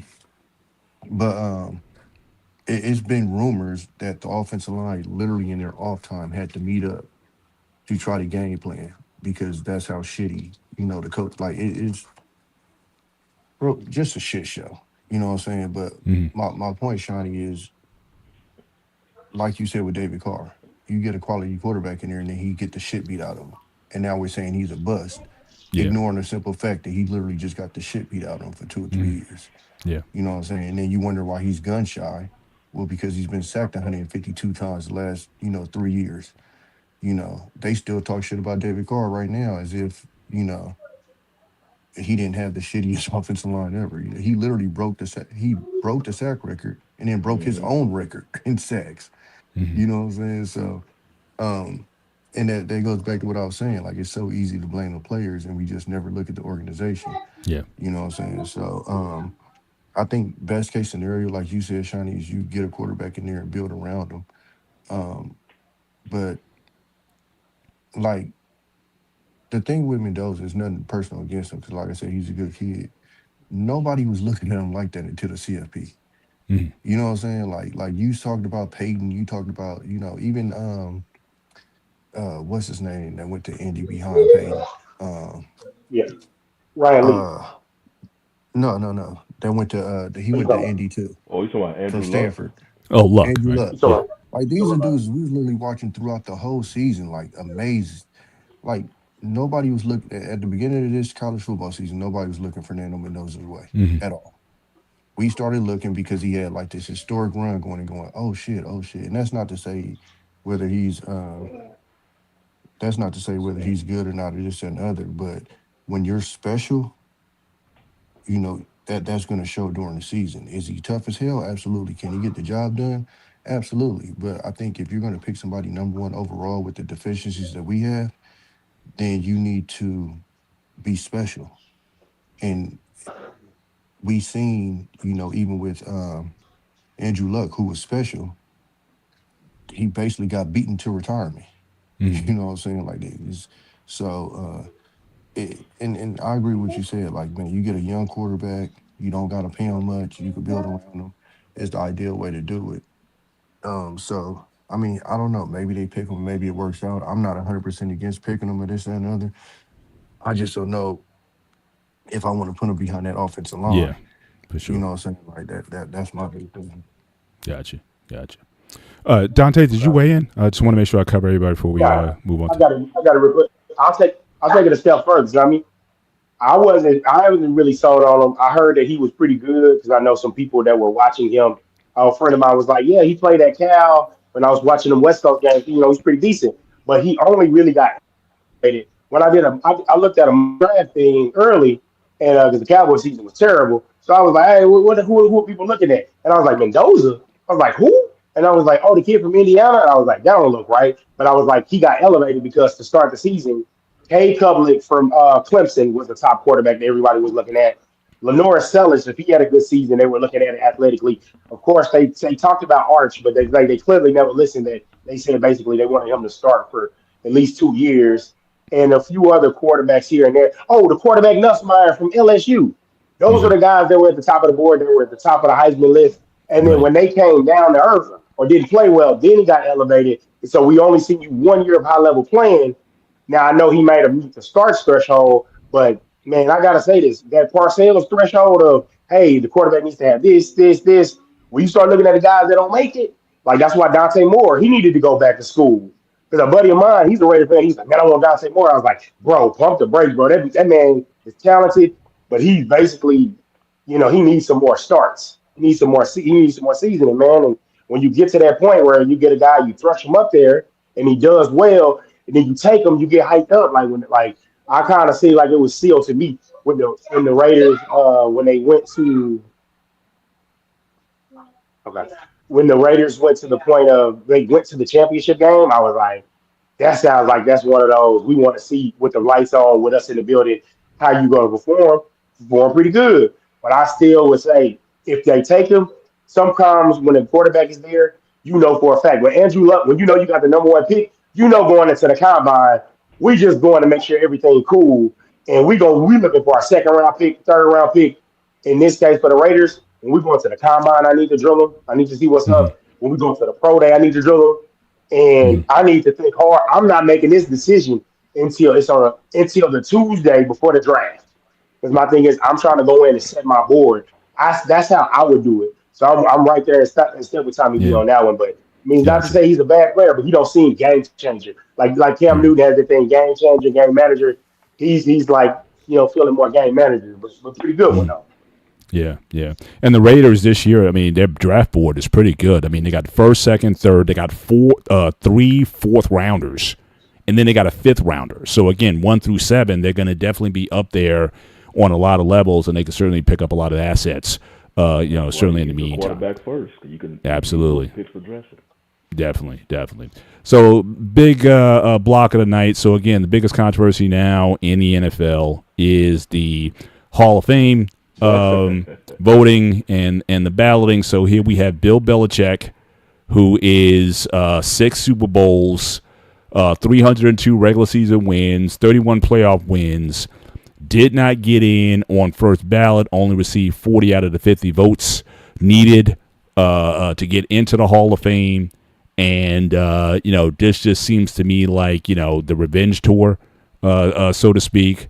This is the guy who, very, and again, I don't know that ballot committee. I don't know how many of those guys are in the press or what have you, but certainly he didn't have the greatest relationship with the press. It was on to Cincinnati, where the only thing he would say, you got Deflategate. I call him Belichick because of all the scandals that he's been involved in. So it just seems like this is just the NFL finally pushing back. Well, the second time, because the first time was, again, when he didn't get a job back in the NFL. I think they were certainly through with Belichick. Organizations didn't want to deal with him.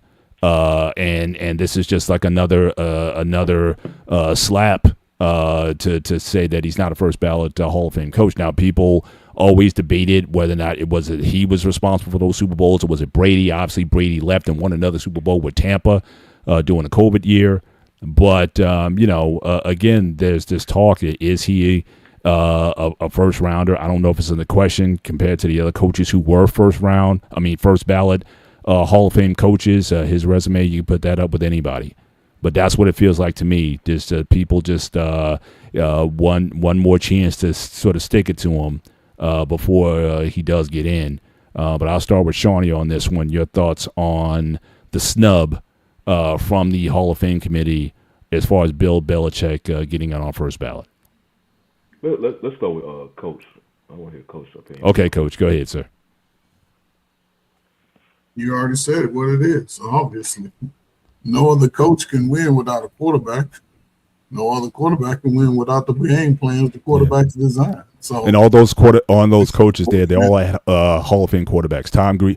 Bob Greasy, which I think he's a marginal Hall of Famer. I wouldn't put him up there. Terry Bradshaw, again, if you look at the numbers, but he's got 4 Super Bowl wins and 2 MVPs, and then obviously Roger Staubach. So all these guys had top end quarterbacks. So I don't know if you can make that.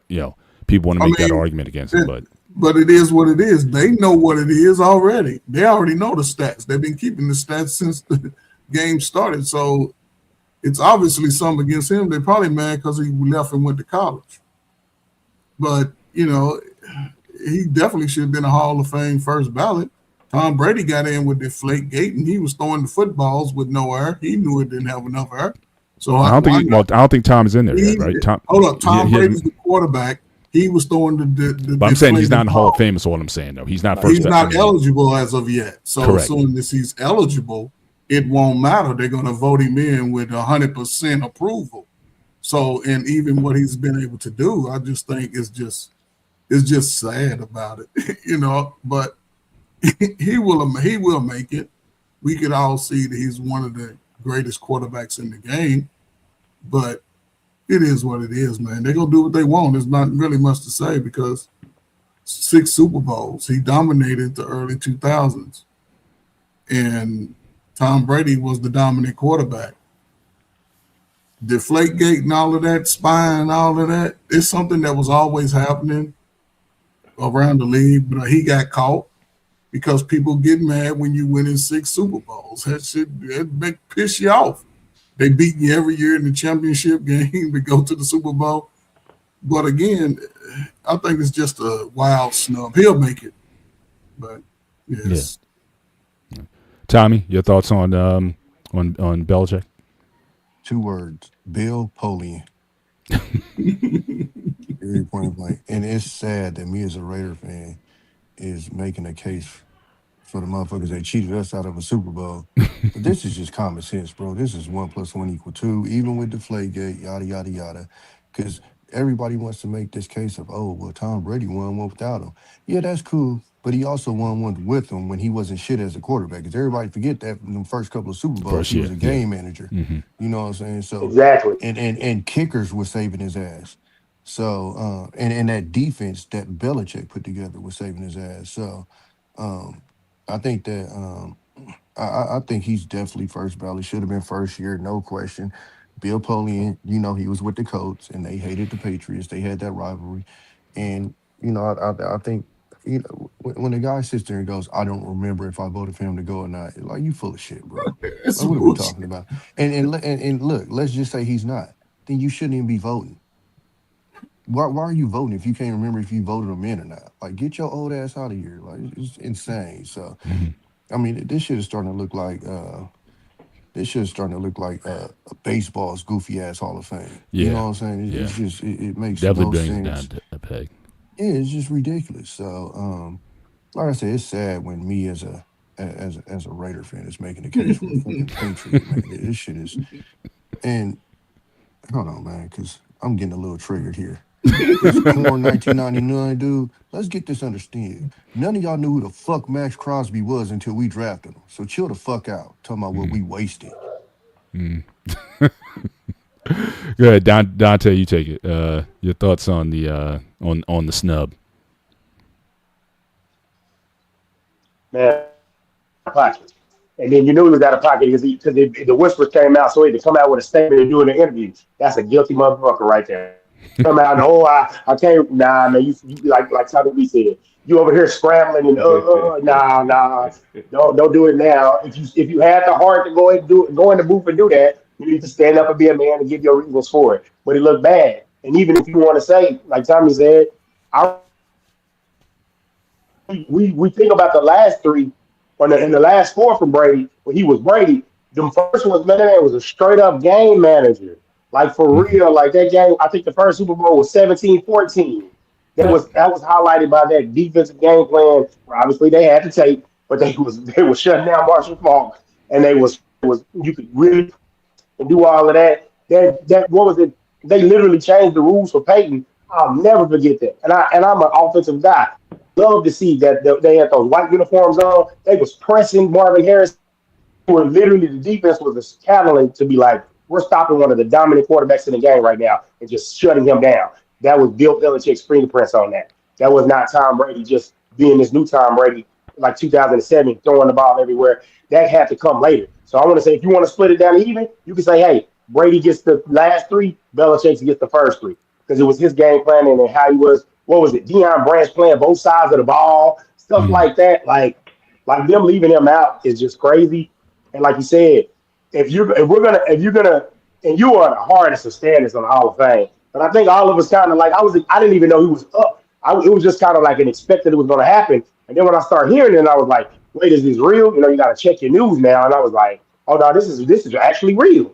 Like and my thing is, I could be a hater for people for teams that I don't like, but this is beyond hater activity.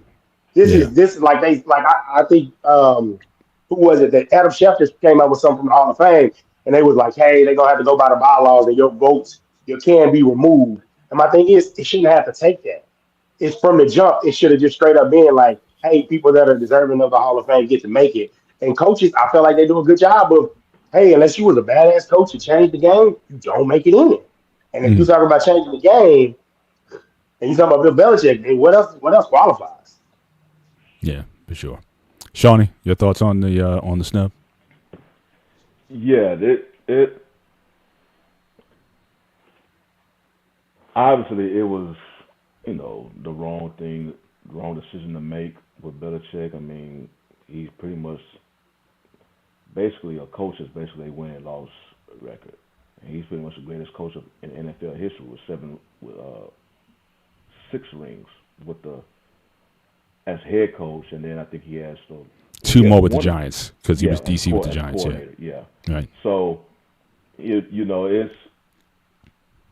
obvious that there was some personal feelings. Matter of fact, I was reading something looked like the Hall of Fame, because the Hall of Fame and the NFL is like 2 different groups. Like the Hall of Fame, they basically the Hall of Fame where they ultimately put their bust in. And it looked like they came up with a statement. Basically, they're going to look into see if there's anything immoral, something like that. I forgot the exact word they used, but anything that was funny about this particular voting and whatnot, because they heard the fans' outcry when it came to this voting. This is not the first time that you see that we've seen in the NFL voters put their personal feelings. They did the same thing with Terrell Owens, who was an obvious should have been the first ballot. Right. But for whatever reason, because I guess he wasn't friendly to him or whatever, 100% that, because definitely was on the field, they made him wait another year. So we've seen him do this before. Right.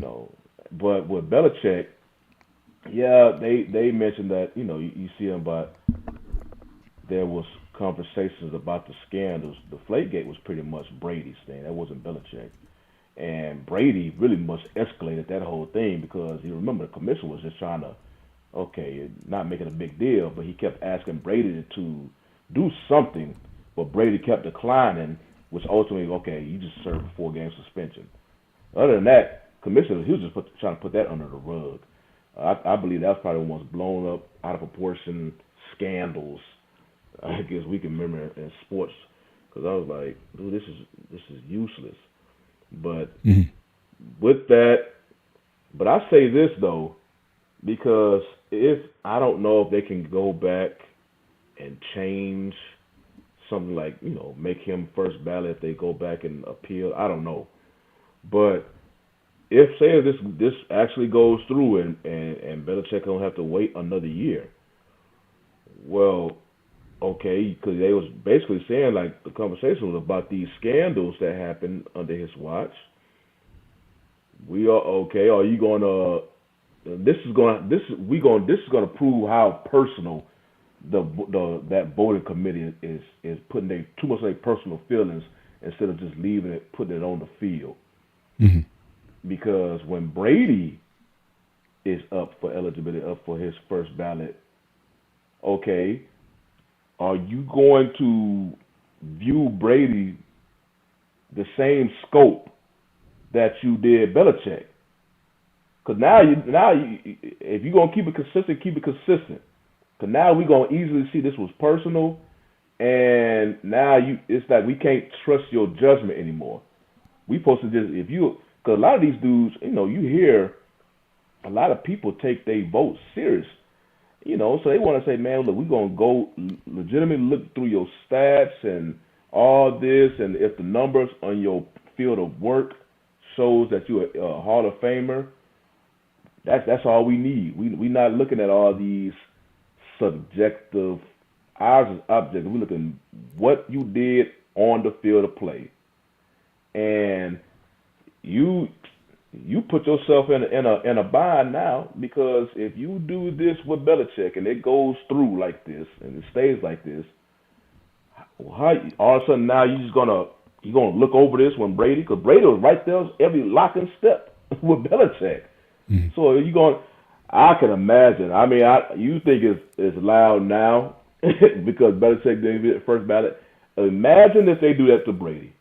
Mm-hmm. And this is by far the greatest quarterback we ever seen in NFL history. With because usually greatest, it means the accomplishments, and the best, I guess, is talent. But there's no quarterback that accomplished more than Brady. And if you for some reason keep this same little template, I guess, with these scandals that happened under both of their play and leadership, I say, this dude is not going to be a first ballot Hall of Famer. If he is, now we got to get y'all out of here now. Now y'all iffy. Y'all iffy. Because y'all not consistent with your votes. We already seen this happening with T.O., so we already know how y'all move like this. But now this is just huge. This is almost bigger than T.O. Because T.O. has greater receiver as he is. Okay, we haven't seen another T.O., but we've seen other great receivers. Mm-hmm. We have never seen a coach do what Belichick did, and we have never seen a quarterback do what Brady did. Mm-hmm. And for some reason, if you're going to do this, skip the first ballot for both of these dudes, oh, yeah, now we know. Unfortunately, if there's a good seed in that voters committee, unfortunately, you got to remove them all. I say remove them all and hell, reveal their names. Because now we they need to go now. Right now, like today. They don't need to make it to Brady. That's why I said the NFL, the Hall of Fame put out a statement and made it look like they kind of looking into this or whatnot. I don't know what that exactly means. Mm-hmm. If they find something, because if they go ask these voters, they may obviously gonna massage their point, the reason or whatever. But the fact was, it was 10 voters who. Oh hell, man, that's almost as egregious. Remember in baseball when Ichiro, one vote kept him from being unanimous. Yeah. So, and none of these votes are public. Certainly I think that would do a lot to clean up a lot of the mess, but I don't think they'll ever let that happen to let those votes get out. But we're gonna see next year though. Not next year, but whenever Brady's first year eligibility. So. Yeah, I'm interested in seeing that, because I'm curious what they're going to do, because they're just going to give Brady the first ballot. Immediately, you're going to hear people, okay, then why the hell y'all do this to Belichick then? And hear what they got to say, whatever they reasoning, if they come out, because, some of these voters are straight cowards. You won't hear nothing from them. Yeah. I'm looking at Trey's point. I know he's making a joke, but I could clearly see 47 coming out on this one if he doesn't come. I don't know if Belichick was a fan of his or whatever, but I know he was president was a fan of Brady. But I could certainly see a lot of those voices speaking out on that, but for sure. Well, what I was told, I know we talked about the scandals and whatnot, but you remember Belichick wasn't the most friendliest with the media. Oh yeah, no, he was, like I said, on to Cincinnati and just the the deadpan answers to things. You add that, plus it's one thing to be in scandal, but again, to be unlikable. I loved it. I think that has to, I think that is something, especially when you're looking for the approval of others, to be liked covers a lot. So, like I said, Tom Brady with his Deflategate, I think he's always been a likable guy. He's never been sort of like, portrayed as a villainous type of guy. So I don't think it's going to affect his voting at all. But I think they were just salivating for this moment to stick it to him. And I think this is their opportunity to do so. And we don't need that in the voting committee. Now you're putting your personal feelings on something that should be 100% objective. Absolutely. So like I say, when Brady is eligible, you talking about all eyes are going to be on their TV and computers and seeing what these votes going to be.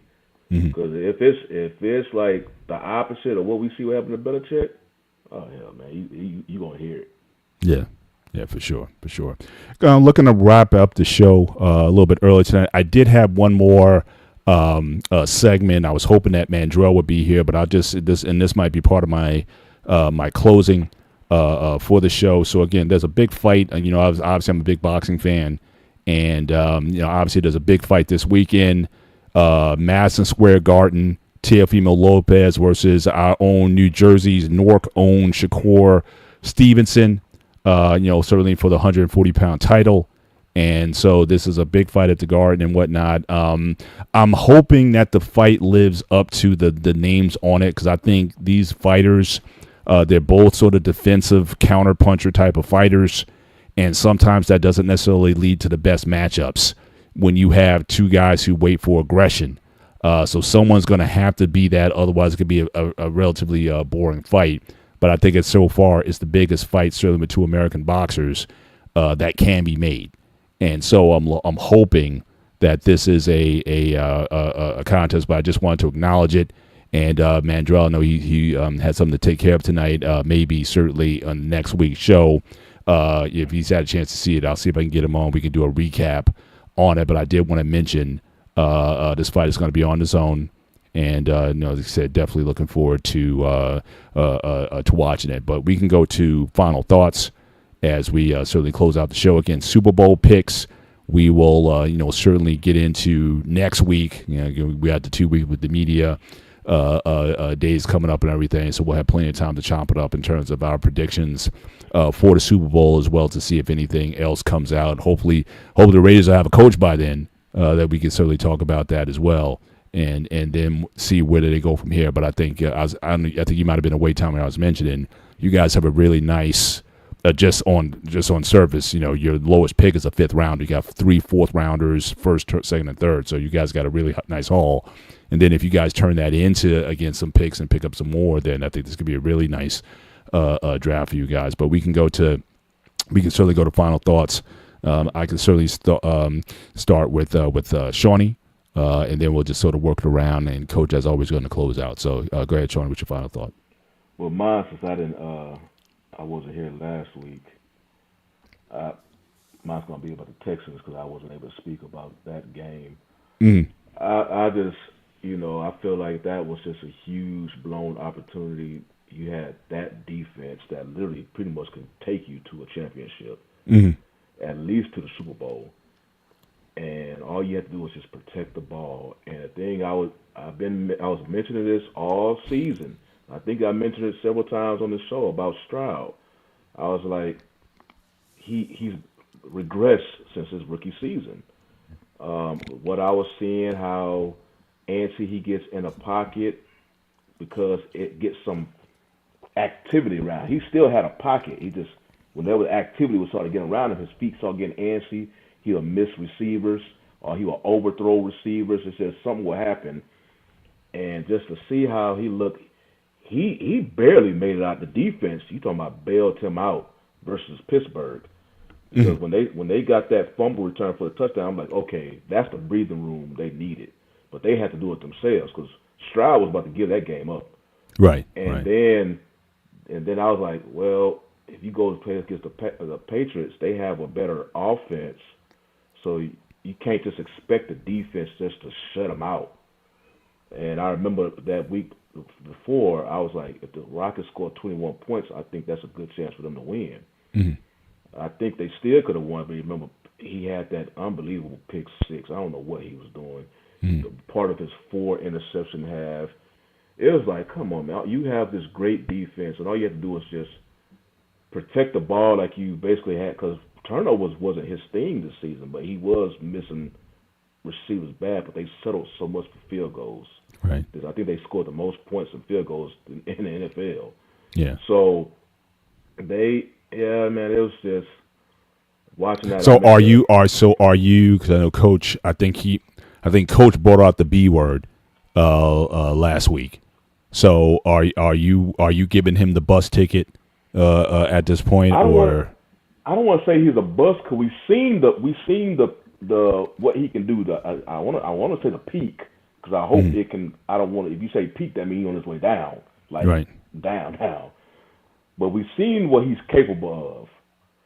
But he's been going down, regressing. My whole thing is that because his 5th-year option is 27. So and then after 27, that's the end of his contract. Then you got to see, okay, re-sign him or whatever.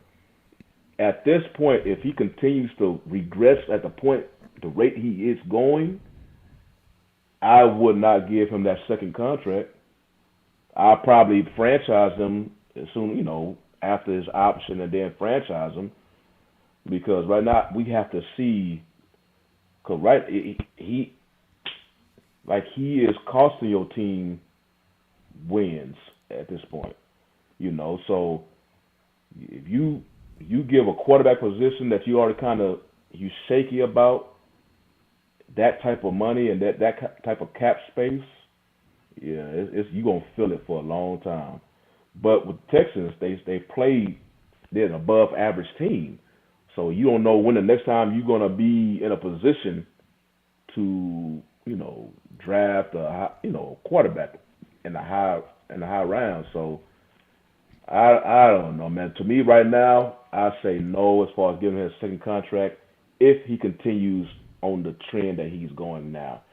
But he still can come up. I believe the Texans kind of coddle him too much. They need a more hard nose, but they already said Nick Caley coming back. So hell, I don't know, man. We might be in another year for this. So, gotcha. And shout out to our guy Anton. Anton, since obviously we're going into that lull of the football season, it's almost melancholy with the Super Bowl week because it's the last game of the year.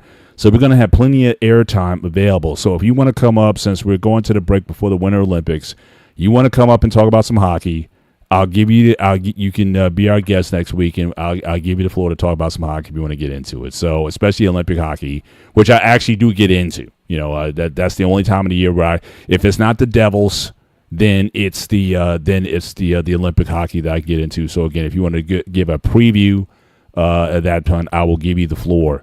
Certainly in that setting next week. But go ahead, Dante. Okay. So what I just want to talk about is my closing thoughts here. Is just moving in a different direction. Similar to piggybacking up what Tommy B said earlier about all these damn retreads. I'm actually happy that the Cowboys, I'll say this, you could say things about this move is this move is that. Being a Cowboys fan my whole life, where a move came from. And Christian Parker, the new Cowboys defensive coordinator, there's no way in hell Jerry Jones knew who the hell that was. That was the move where I'm researching and vetting guys.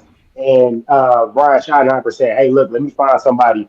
And one of the things is the guys that they went for as DC were guys that gave the offense because we feel like, hey, Cowboys, we got a good offense. So if it gives us trouble, it's going to get the lead problems. So getting somebody like that and basically, at least for once, sometimes it seems like the coaches we had, which is an indictment on the front office, they don't get jobs again after coming from Dallas. Except for maybe like Kellen Moore when he got let go. Now McCarthy got another gig. But all the coaches we interviewed were coaches other people. As soon as we hired ours, Jonathan Gannon, which I didn't want, got another job. And then I want to say the other defensive coordinator we interviewed, who was a finalist, he goes to the Commanders. So it's like, okay, we're getting good people. I ain't about to bring the pom-poms out, but what I will say is this. Hey, you're making steps in the right direction. Keep doing it. Let this man fill out his staff with the people he wants. It was some good coaches on staff. Got to let them go. Let this guy run the house and run the situation his way. So hopefully things will change, even though I doubt George Pickens will be signed anytime soon. But, just at least on the coaching staff and get some guys going, you can make a draft plan to see who you want to get, who fits with the scheme. Gotcha. Tommy, again, once again, I want to thank you for hopping on board tonight, and appreciate your input. Any final thoughts before we close out the show tonight? Yeah, the Sharks suck, so fuck hockey. Be interesting to see that. Yeah, bro, they frustrated me beyond. I've been so pissed with them. But anyway, I'll be working the Super Bowl, so I'll try to get y'all some footage and stuff. Like I said, I've been out there every weekend this month, pretty much, while they've been setting up everything in the parking lots and stuff like that. So I'll try to get y'all some behind the scenes footage from the Super Bowl shit from the weekends coming up. We appreciate it for sure. And it's gonna be hard because of what happened with Kendrick's performance. Mm-hmm. They had some leaks. So they being really, really tight with the phones and shit. So yeah. Do you think there'll be any kind? Because I know when Bad Bunny was selected, there were a lot of people who were talking about ICE agents showing up at just all kinds of crazy stuff. You think it'll be crazy with that, or that's just all kind of smoke screens type of stuff? From what I heard, they supposed to be there. So I mean, I don't know what that's going to entail. That should be interesting. Like I said, I'll be out there, so I'll be able to tell y'all from the front line what's going on. But no, Antoine, there's nothing wrong with hockey. There's something wrong with my hockey team. But yeah, from what I heard though, they said, which is weird because I don't know why they sending them out there as if it's gonna be regular people in the crowd. It's gonna be nothing but rich people there. So exactly. Yeah, $10,000 tickets. Fucking Raiders tailgate party out there, some shit. It's gonna be nothing but fucking rich folks. Corporate types. Yeah, exactly. Exactly. So crazy. It's. Like I said, I don't know, but I did find out too that the guy that pulled that flag out during the Kendrick's performance, apparently that wasn't supposed to happen. I didn't know that. So okay. I don't know if he was actually a dancer and snuck that flag in, or if he wasn't supposed to be in the first place. But the flag thing wasn't supposed to happen during the performance. So now they're being super tight with phones, and all kind of shit. But I'm gonna try and get some footage for everybody. Appreciate you. Coach, take us home, man. I think it was a great NFL season, man. I think it was a lot of parity this year. It went down to the wire. I know some people's teams didn't do as well, but I think it's going to fight for a greater season next year. I'm looking forward to the Super Bowl. I'm going to stand with my pick, so we'll roll with that. But, yeah, man, so listen, now that the NFL season is over for us, man, it's 2026, man. Let's go into training. See, now we train. Football's over. We ain't got too much to do. We can get our training in, come back better shape. Hopefully our team make the right draft picks, man. Hopefully Shador's a starter next year, man. And we'll start out a new year, man, on a better note, man. Salute to football, man. Yeah. Oh, and speaking of Shador, I know a lot of people are making a fuss about him making a Pro Bowl. It's flag football at this point, so I don't know. I don't know if it's worth really discussing that much, whether he got there or not. But I think people just went way overboard on that. For that, right? He gets a bonus. You get a little bonus. Yeah, y'all should go so it's almost like the celebrity softball. They're gonna start bringing celebrities in. Flavor Flav is gonna make an appearance in there too, and whatnot. So that's what's going on. So it is what it is. It was. But again, we want to thank you guys for being with us once again on the One-on-One Sports Show. Just make sure before you leave, hit the like button, certainly as you leave the show tonight. And, so next week, again, we will give our Super Bowl predictions. We may open this up and, just talk about some extra topics. These boys down here, you guys still owe me your homework assignment. Top Texas high school players coming out, quarterbacks and just overall from the state of Texas. You guys both owe me that, so we'll be in prime time to bring that up. And again, Anton, you got the hockey invite. Trade deadline, absolutely. Yep, absolutely. So again, we're gonna open it up next week. Just be viral until the game. Absolutely, absolutely. But again, thank you guys once again. I pray you do. I pray you do. Oh yeah. Oh, sorry to Tommy B. You guys lost. Your guy for the season. I'm having a brain freeze. Yeah. I was like, man, that's tough. This season looked like it was going to shit anyway. But Yeah, come on, come on, Giannis, come save us. That would be amazing. That would definitely be amazing. But thank you guys once again for joining us. Enjoy the rest of your week. For those in the Northeast, be safe. We're getting some more snow is in the forecast. And, so again, you guys be safe out there. But until next time, take care. God bless. We'll see you next week. What's that? I said, and in the South. And in the South. Oh, yeah, Dallas. Yeah, they shut down the airports and everything down there. So we're not getting no more. It's gonna get cold again, but we're not getting no more. Tez said down there in Memphis, they iced up out there. Yeah. South of the Mason-Dixon line. If you don't have to drive, don't, please. I need y'all to think about us too over here, man. This 50 degrees is killing us. Poor baby. It's been sub 20 all week up here, man. It was like 11 today. We tropical people, man. We don't do that, man. I got It's 50 at night too. That's crazy. I know. All right, guys. Hard stop out. No closing outro, but we'll see you guys next week.